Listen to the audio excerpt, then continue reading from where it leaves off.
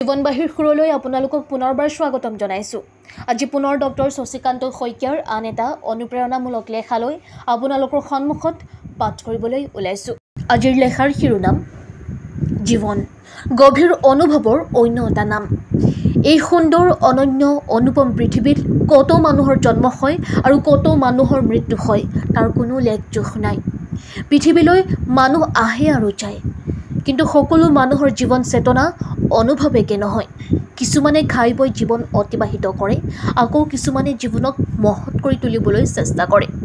কিছুমান মানুহে জীৱনক গভীৰভাৱে অনুভৱ কৰে আৰু কিছুমান মানুহে জীৱনক তেনেই সহজভাৱে গ্ৰহণ কৰে।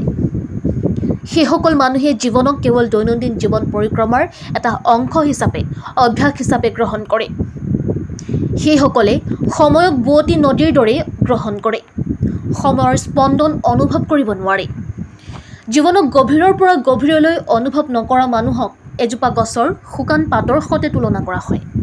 গছৰ পাত শুকাই অলৈ তলৈ উৰি ফুৰি কলৈ যায় কোনেও নাজানে। তেনে মানুহৰ জীৱনৰ লক্ষ্যৰ স্পষ্টতা নাথাকে, আত্ম অন্বেষণ নকৰে আৰু জীৱনৰ সৌন্দৰ্যক উপলব্ধি কৰাৰ শক্তি তেওঁলোকৰ নাথাকে। প্ৰত্যেকজন মানুহৰ জীৱনৰ দৃষ্টিকোণ বেলেগ বেলেগ। জীৱনক বহুতে গভীৰভাৱে অনুভৱ নকৰে, জীৱনক বুজিবলৈ চেষ্টা নকৰে। জীৱনক গভীৰভাৱে অনুভৱ কৰিব নোখোজা মানুহৰ সংখ্যা বোধকৰোঁ পৃথিৱীত বেছি। প্ৰশ্ন হ'ল, কিয় কিছুমান মানুহে জীৱনক গভীৰভাৱে অনুভৱ কৰিব নিবিচাৰে? কিছুমান মানুহে জীৱনৰ প্ৰতিটো ক্ষণ গভীৰভাৱে অনুভৱ কৰে। সুখ, দুখ, আনন্দ, বিষাদ আদি প্ৰকৃতি আৰু মানুহৰ সৈতে গভীৰভাৱে সংযোগ সৃষ্টি কৰে আৰু জীৱনক বুজিবলৈ চেষ্টা কৰে। আন কিছুমানে আকৌ জীৱনটোক চলাই থাকে কিবা এটা মেচিনৰ দৰে। তেনে জীৱনত কোনো আৱেগ নাথাকে, কোনো অনুভৱ নাথাকে, উপলব্ধিও নাথাকে। ৰুটিনহীন জীৱন সেইসকল মানুহৰ অনুভৱ উপলব্ধি মৰুভূমিৰ বালিৰ দৰে। অনুভৱহীন জীৱন কিয় কিছুমান মানুহে নিৰ্বাচন কৰি লয়? এনে বিষয়বোৰ গভীৰভাৱে আলোচনা কৰিবলৈ গ'লে বোধকৰোঁ কিছু কাৰণ দেখা যায়। মানুহে কেতিয়া জীৱনক গভীৰভাৱে অনুভৱ নকৰে? আত্ম অনুসন্ধান, আত্মনিৰ্বাচন, আত্ম আৱিষ্কাৰ কৰিব নোৱাৰা মানুহে জীৱনক গভীৰভাৱে গ্ৰহণ কৰিব নোৱাৰে। নিজৰ অন্তৰৰ পৰা প্ৰশ্ন নকৰাসকলে জীৱনক অনুভৱ কৰিব নোৱাৰে। মই কোন? মোৰ উদ্দেশ্য কি? কিয় জীয়াই আছোঁ? জীয়াই থকাৰ মহৎ উদ্দেশ্য কি? এনেধৰণৰ প্ৰশ্ন উদয় নোহোৱাসকলে জীৱনত কেতিয়াও গভীৰভাৱে অনুভৱ কৰিব নোৱাৰে। অতি বেছিকৈ ব্যস্ততা আৰু যান্ত্ৰিক জীৱনৰ দৌৰত থকা সকলে জীৱনটোক কেতিয়াও অনুভৱ কৰিবলৈ অৱকাশ নাপায়। পুৱাৰ পৰা নিশালৈকে যন্ত্ৰৰ দৰে হৈ পৰা মানুহে জীৱনক প্ৰশ্ন সুধিবলৈ নিজৰ মাজত প্ৰস্তুত নহয়। প্ৰকৃতিক বুজিবলৈ, মানুহক বুজিবলৈ, সমাজক বুজিবলৈ সেই শ্ৰেণীৰ মানুহৰ সময় নাই। মাথো যান্ত্ৰিকতাৰ মাজত জীয়াই থাকি জীৱনৰ মহামূল্যৱান সময়বোৰ অতিক্ৰম কৰে।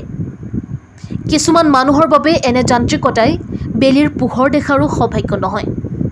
পুৱাৰ মধুৰতাক, চিপচিপীয়া বৰষুণৰ মাদকতা, আবেলিৰ বেলিৰ শেঙুলীয়া ৰং, প্ৰকৃতিৰ মনোমোহা ৰূপ, শাওনৰ বোকা মাটিৰ গোন্ধ, আঘোণৰ সোণালী ধান তেওঁলোকৰ জীৱনৰ বাবে দুৰ্লভ।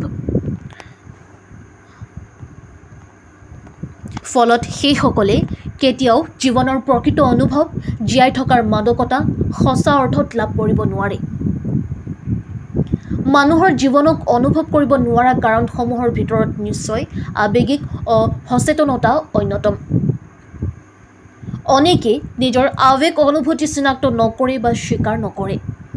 জীৱনক গভীৰভাৱে অনুভৱ কৰিবলৈ হ'লে সুখ, দুখ, ভয়, শান্তি এইবোৰ অনুভৱ কৰিবও লাগিব। জীৱনক বুজিবলৈ এনে অনুভৱ কৰাটো এটা কৌশল বুলিব পাৰি।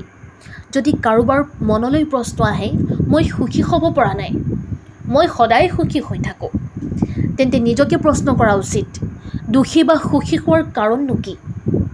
কিয় দুখ বা সুখ জীৱনলৈ আহি তেওঁক ধৰা দিয়েহি?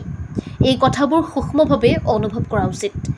আৱেগক, অনুভৱক বুজিবলৈ, চিনিবলৈ শিকাৰ অভাৱতে মানুহে জীৱনক গভীৰভাৱে ল'ব নোৱাৰে। কাৰোবাৰ বাইক স্কুটি আছে, কাৰোবাৰ আকৌ সেই বাইক স্কুটি চলাবলৈ হাতেই নাই।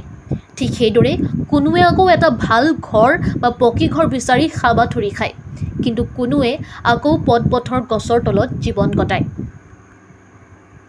এনে ব্যাখ্যা অনুভৱৰ অন্ত নাই। মানুহৰ জীৱনত ভয় শংকাও জীৱনক অনুভৱ কৰাৰ পৰা আঁতৰাই ৰাখে।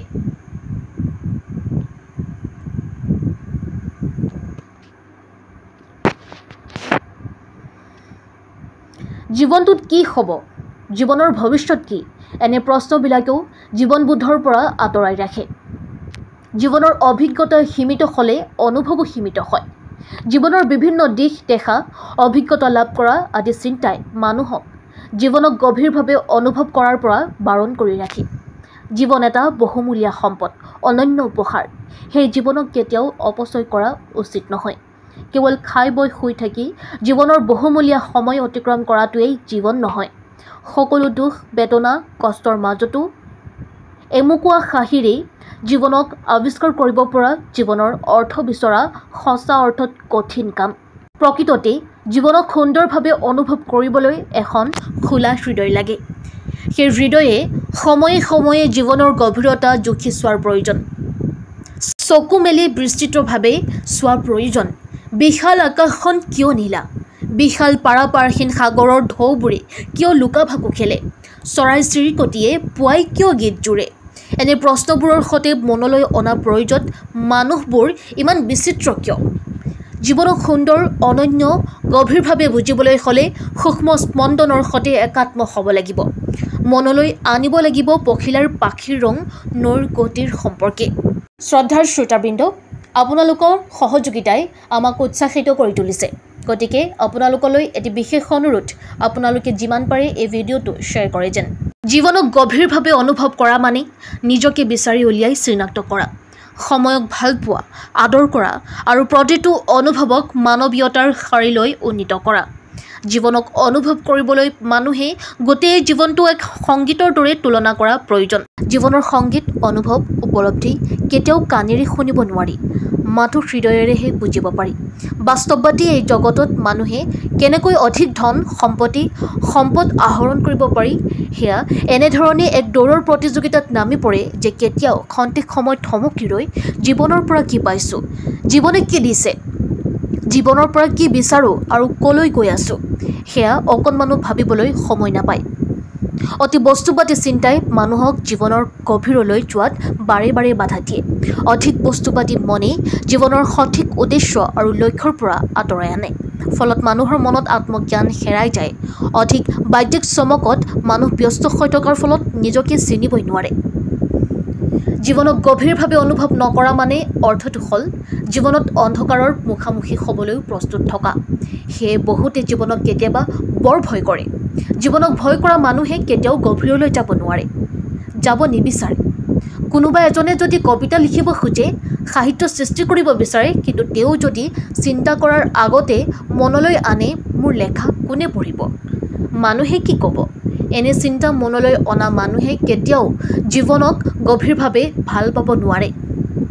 কেতিয়াবা এনে অনুভৱো হয়, কোনোৱে জীৱনত সকলো পাইছে, টকা পইচা সম্পত্তি ঘৰ গাড়ী মাটি উচ্চ পদ, কিন্তু মানুহজনৰ জীৱনৰ শূন্যতা প্ৰকাশ কৰিব নোৱাৰে। এনে শূন্যতা অনুভৱ কৰা মানে জীৱনৰ গুৰুত্বপূৰ্ণ কেতবোৰ অনুভৱ উপেক্ষা কৰা। সকলো অনুভৱ হৃদয়েৰে গ্ৰহণ কৰা প্ৰয়োজন। জীৱন কেৱল জীৱন হ'ব নোৱাৰে, ই জীৱিকাও হ'ব নোৱাৰে। জীৱন হ'ল অনুভৱৰ উপলব্ধিৰ অন্য এটা নাম। সেয়ে জীয়াই থকাৰ সময়ছোৱাত মানুহে জীৱনক কেৱল অনুভৱ উপলব্ধিৰে গভীৰলৈ জুমি চোৱা উচিত। তেহে জীৱনক সঠিক ৰূপত আৱিষ্কাৰ কৰিব পাৰি। শ্ৰদ্ধাৰ শ্ৰোতাবৃন্দ, আশা কৰোঁ আপোনালোকে এই লেখা সুন্দৰকৈ উপভোগ কৰিলে। পৰৱৰ্তী সময়ত পুনৰ এটি নতুন সুন্দৰ বিষয় লৈ আপোনালোকৰ মাজত উপস্থিত হ'ম। শ্ৰোতাবৃন্দ, আপোনালোকলৈ পুনৰবাৰ এটি বিশেষ অনুৰোধ, আপোনালোকে এই ভিডিঅ'টো লাইক কমেণ্ট আৰু শ্বেয়াৰ কৰিবলৈ নাপাহৰে যেন।